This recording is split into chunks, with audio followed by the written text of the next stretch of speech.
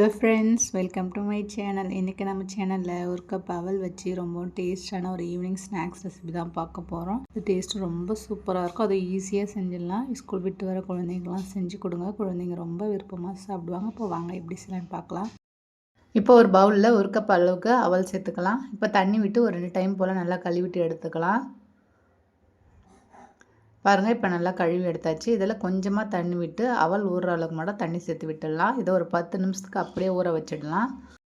இப்போ ஒரு ட்ரையான mixer jar எடுத்துக்கலாம். அதில் 10 பல் பூண்டு சேர்த்துக்கலாம். 4 போல் வரமிளகாய் சேர்த்துட்டு நல்லா கொரப்பாக அரைச்சி எடுத்துக்கலாம். பாருங்கள், இந்த மாதிரி நல்லா கொரப்பாக அரைச்சி எடுத்து வச்சுக்கலாம். இப்போ பார்த்தீங்கன்னா அவல் நல்லா ஊறி வந்துடுச்சு. பாருங்கள், நல்லா சாஃப்டாக ஊறி வந்துடுச்சு பாருங்கள். இப்போ இதை அப்படியே நம்ம மிக்சர் ஜாரில் மாற்றிக்கலாம். எல்லாத்தையும் மாற்றிட்டு நம்ம நல்லா ஃபைனாக அரைச்சி எடுத்துக்கலாம். பாருங்கள், இந்த மாதிரி எல்லாத்தையும் நல்லா கொஞ்சமாக தண்ணி விட்டு இந்த மாதிரி ஃபைனாக அரைச்சி எடுத்துக்கலாம். இப்போ இதை அப்படியே நம்ம பவுலில் மாற்றிக்கலாம். எல்லாத்தையும் மாற்றி எடுத்து அப்படியே வச்சிடலாம். இப்போ ஒரு பேனில் ஒரு கப் அளவுக்கு கடலை மாவு சேர்த்துக்கலாம்.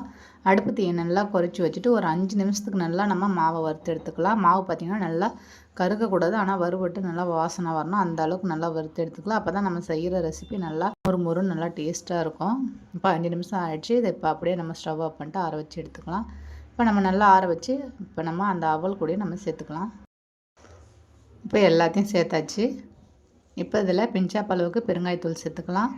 1/2 ஸ்பூன் அளவுக்கு மஞ்சள்தூள் சேர்த்துக்கலாம். 1/2 ஸ்பூன் அளவுக்கு உப்பு சேர்த்துக்கலாம். 1 ஸ்பூன் அளவுக்கு நெய் சேர்த்துக்குங்க.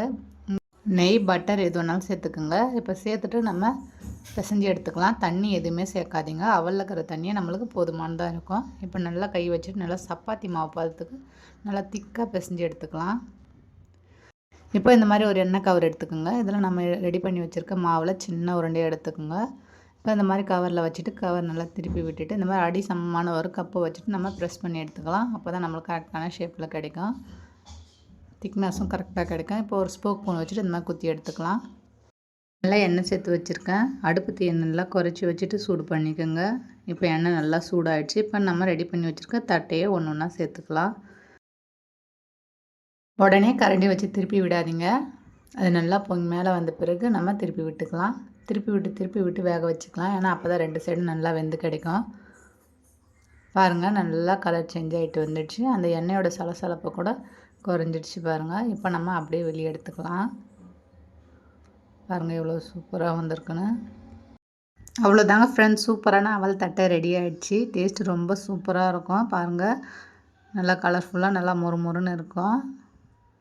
கண்டிப்பாக இந்த வீடியோ உங்களுக்கு பிடிக்கும்னு நினைக்கிறேன். வீடியோ உங்களுக்கு பிடிச்சிருந்ததுன்னா வீடியோவை ஷேர் பண்ணுங்கள், கமெண்ட் பண்ணுங்கள், சப்ஸ்கிரைப் பண்ணிவிடுங்க. தேங்க்ஸ் ஃபார் வாட்சிங் ஃப்ரெண்ட்ஸ்.